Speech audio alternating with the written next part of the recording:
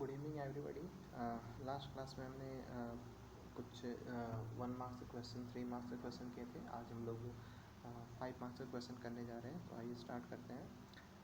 इसमें जो आपका जो सबसे पहला क्वेश्चन जो आपको स्क्रीन में दिखाई दे रहा है, ये आपका एक्स है, ठीक है। और ये आपका एक इंडिकेटर है, और इसी इंडिकेटर में आपका क्या किया गया है, ये आपका NaOH मतलब सोडियम हाइड्रोक्साइड, ये आपको इसमें ड्रॉप किया गया है। सबसे पहले आप ये देखो कि सोडियम हाइड्रोक्साइड क्या है, ये आपका बेस है। और ये बेस आपका जो सोडियम हाइड्रोक्साइड है, ये अगर एक्स सॉल्यूशन पे ड्रॉप किया गया तो इसका जो कलर है वो पिंक हो गया। तो आपको ये बताना है कि ये जो एक्स इंडिकेटर था वो था कौन, ठीक है। तो आपको पता है कि कौन सा इंडिकेटर आपको बेस को पिंक कर देता है, तो ये आपका इंडिकेटर होता है फेनोल्फ्थालीन, ठीक है। नेक्स्ट क्वेश्चन, फिर आपका ये क्वेश्चन पूछा गया है, when a substance Y is added to this solution the solution becomes colourless, ठीक है। तो अभी आप ये देखो, ये जो आपका सॉल्यूशन है, ठीक है, Y, इसे कलरलेस कलरलेस में कौन कन्वर्ट कर देता है, तो कोई भी एसिड, ठीक है। तो वो आपका HCl हो सकता है, सल्फ्यूरिक एसिड हो सकता है, कार्बनिक एसिड हो सकता है, ठीक है। तो वाई का आंसर कुछ भी हो सकता है, ठीक है, कोई भी एसिड हो सकता है। फिर क्वेश्चन पूछा गया, Y also combine with sodium hydroxide to form salt that we use in food every day life. इसका मतलब है कि जो हम सॉल्ट खा रहे हैं वो आपका है NaCl, ठीक है।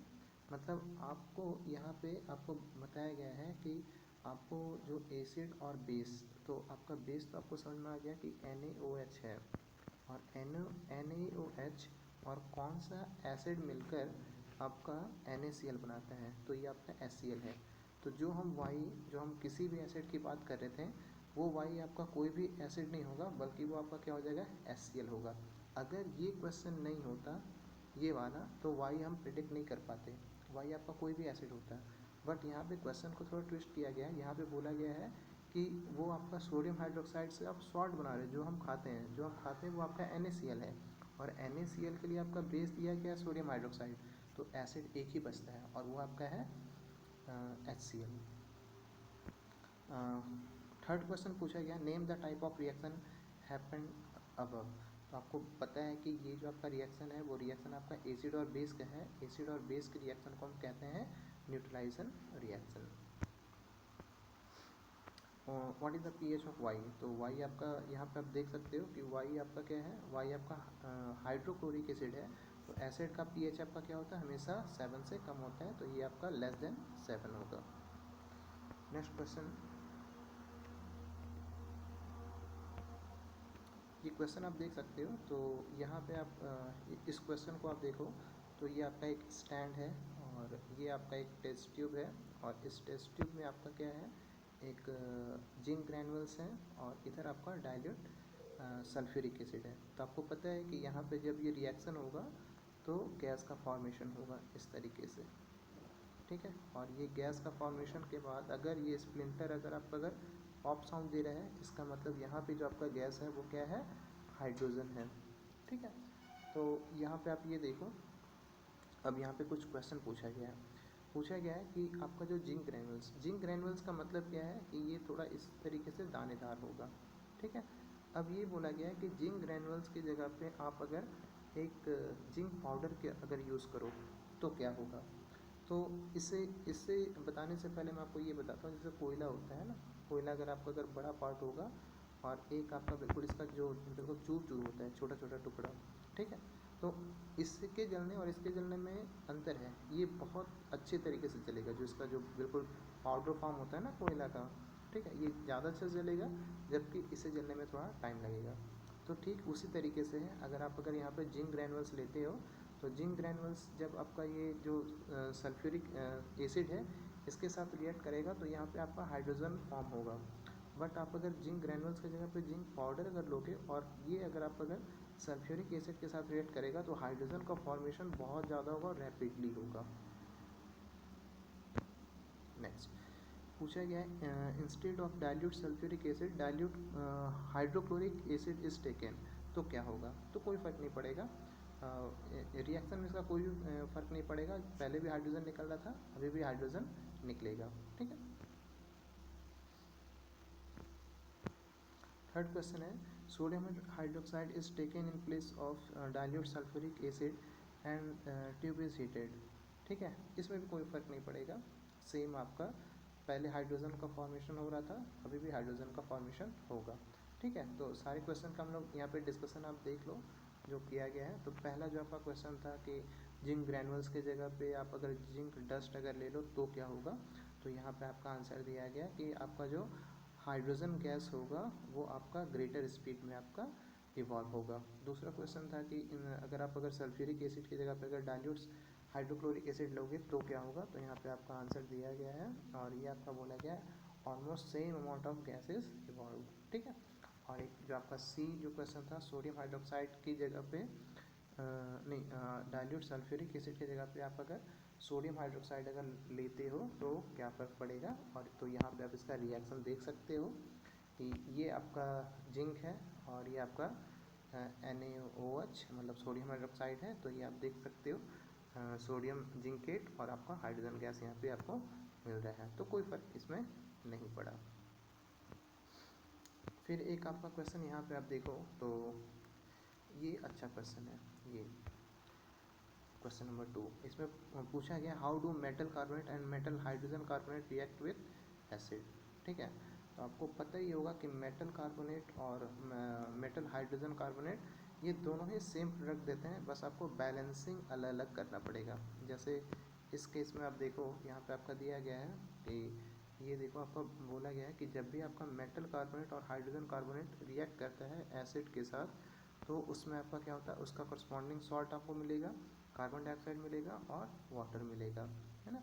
जैसे आप एग्जांपल में देख सकते हो कि ये आपका है सोडियम कार्बोनेट, सोडियम कार्बोनेट का रिएक्शन HCl के साथ हो रहा है, तो आपको मिल जाएगा सॉल्ट, वाटर और कार्बन डाइऑक्साइड। अगर सोडियम हाइड्रोजन कार्बोनेट जिसे हम लोग सोडियम बाइकार्बोनेट भी कहते हैं, इससे आप अगर रिएक्ट कराओगे HCl के साथ, तो देखो आपका सेम प्रोडक्ट मिल रहा है, बस बैलेंसिंग में अलग है, यहाँ पे आपका 2 है, यहाँ पे 2 नहीं है, बाकी आपको मिलेगा same product, this this this. ठीक है,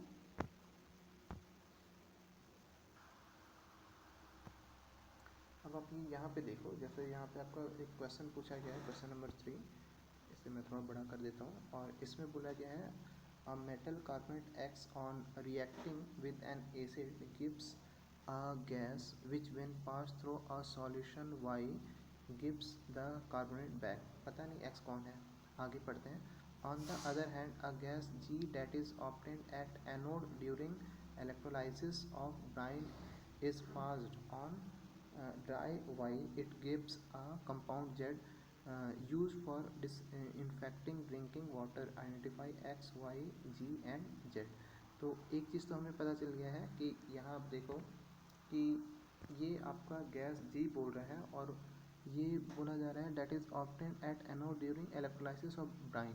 तो आपको याद है कि जो आपका ब्राइन सॉल्यूशन होता था, है ना, उसमें आपका जो एनोड में एक गैस होता था और वो गैस आपका कौन था, क्लोरीन। तो हमें जी पता चल चुका है कि जी आपका हो जाएगा क्लोरीन। ठीक है, और वाई आपको वाई अभी भी नहीं पता चल रहा कौन है। एक आपका जेड जो है उसके बारे में दिया गया है, it gives a compound Z used for disinfecting drinking water. तो ये आपका हो जाएगा ब्लीचिंग पाउडर। तो जेड पता चल चुका है कि जेड आपका ब्लीचिंग पाउडर है। इसका मतलब है कि एक्स वाई जेड में आपका जी पता चल चुका है और एक आपका जेड पता चल चुका है, एक्स और वाई नहीं पता है। हम लोग एक बार फिर से इस चीज़ को पढ़ लेते हैं। तो यहाँ पे आपका फिर से ये जो क्वेश्चन आपका बोला गया है कि a metal carbonate X on reacting with an acid gives a gas which when passed through a solution Y gives the carbonate back. इसका मतलब है कि यहाँ पर आप ये जो आप कैल्शियम ऑक्सी क्लोराइड आप जो देख रहे हो, जो जिसे हम लोग ब्लीचिंग पाउडर कहते हैं, ठीक है, इसे आप अगर रिएक्ट कराओगे इसमें,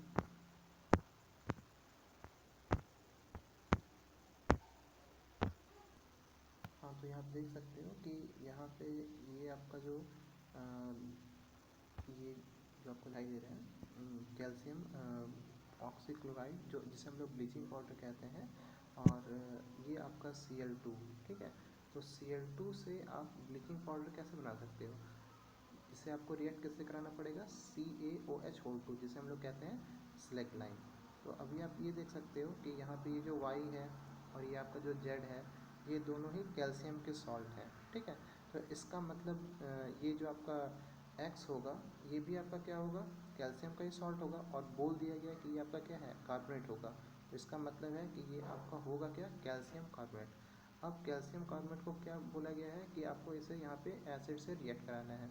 तो अगर यहाँ पे आप अगर CaCO3 को अगर HCl से अगर रिएक्ट कराओगे तो आपको मिल जाएगा यहाँ पे कैल्शियम क्लोराइड, कार्बन डाइऑक्साइड और H2O, ठीक है। और बोला गया है कि जो भी आपका जो गैस फॉर्म हो रहा है, ठीक है, उसी से हम अगर एक मिनट, जो आपका गैस फॉर्म हुआ यहाँ पे इस जगह पे, अब हम लोग ये कैल्शियम हाइड्रोक्साइड को उसी गैस से हम पास करवाएंगे तो फिर से यही आपको मिल जाएगा। तो देखो ये आपका कैल्शियम कार्बोनेट है और ये आपका H2 है। तो इस तरीके से आपको पता चल गया कि यहाँ पे आपका जो X है, ये जो आपका X दिखाई दे रहा है, वो X आपका क्या है? कैल्शियम कार्बोनेट, ठीक है। Y आपका क्या है? स्लैक लाइन, जिसको हम लोग कहते हैं कैल्शियम हाइड्रोक्साइड। उसके बाद आपका Z जो है वो कौन है? तो ये आपका है ब्लीचिंग पाउडर, और आपका ये जो G है वो आपका है क्लोरीन, ओके।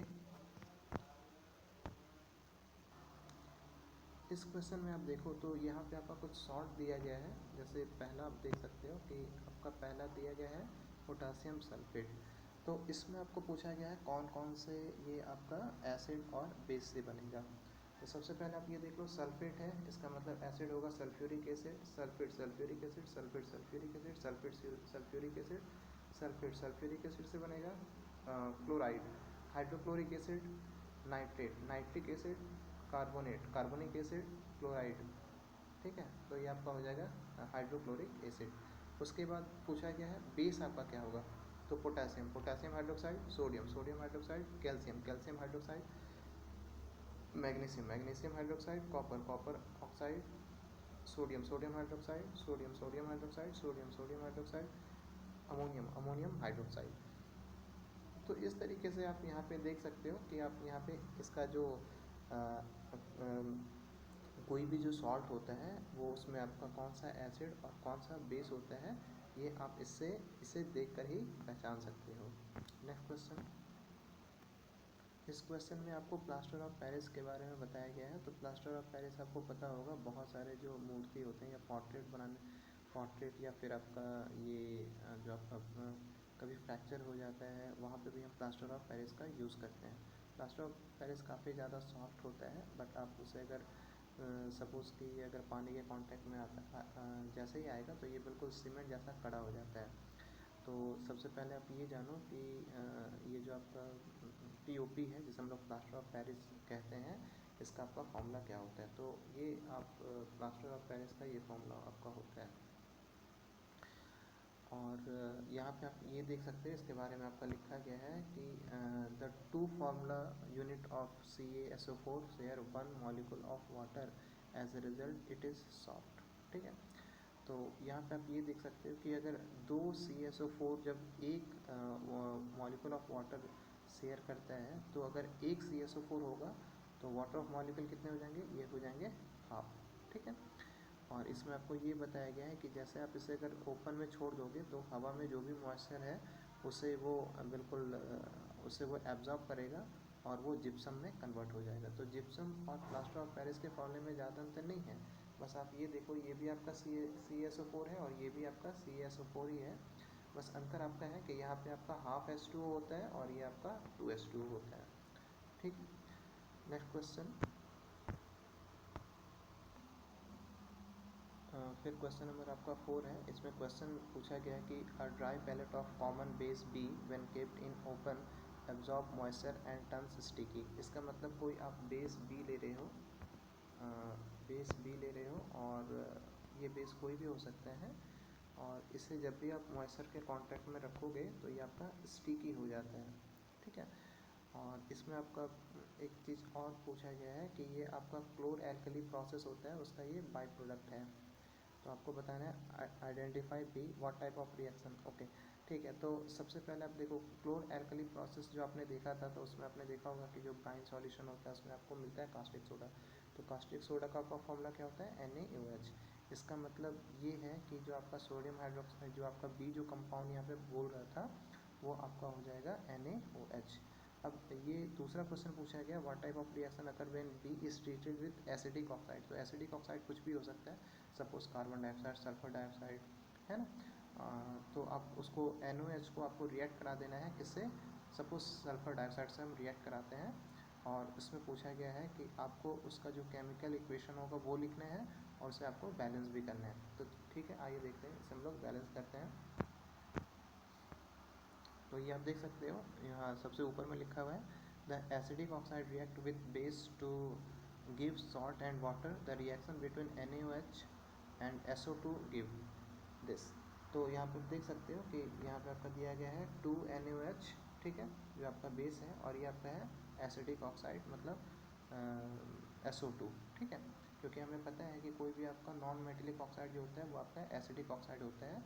और यहाँ पे आपका ये जो सॉल्ट बनेगा वो आपका Na2SO3 और H2O, यहाँ पे आपका प्रोडक्ट बन रहा है, ठीक है। नेक्स्ट क्वेश्चन, एक क्वेश्चन आपका है, why does dry HCl gas not change the colour of the dry litmus paper. तो आप आंसर यहाँ पे देख सकते हो, यहाँ पे आपका दिया गया है कि dry HCl gas does not change the colour of dry litmus paper because it does not produce H3O+ ion. क्योंकि आपको पता है कि कोई भी एसिड आपका एसिडिक बिहेवियर तभी शो करेगा जब वो H+ आयन या फिर H3O+ आयन वो प्रोड्यूस कर सके। क्वेश्चन नंबर 8 है, while diluting N acid why it is recommended. ये वही क्वेश्चन है जो मैंने आपको कराया था ना, कि आप जब भी किसी एसिड को डाइल्यूट करो तो हमेशा आपको क्या करना है कि पानी में आपको एसिड मिलाना है, एसिड में पानी नहीं मिलाना है। ये वाला आपका क्वेश्चन दिया गया है। और इस तरीके से ये जो टॉपिक है वो मेरी तरफ से ख़त्म हो चुका है। मैं इसकी जो भी PDF होगा मैं आपके वो व्हाट्सएप ग्रुप में मैं सेंड कर दूँगा। बाकी अगर इसके बाद भी अगर आपको कोई कुछ प्रॉब्लम होता है तो आप मुझे बिल्कुल व्हाट्सएप पे मैसेज कर देना। इसके बाद आपका हो सकता है कि कल आपका मैथ्स का टॉपिक होगा, जो पहला जो आपका चैप्टर है वो आपका स्टार्ट होगा, क्योंकि साइंस हम काफ़ी दिन से पढ़ रहे हैं, अब हम लोग मैथ्स करेंगे। Thank you.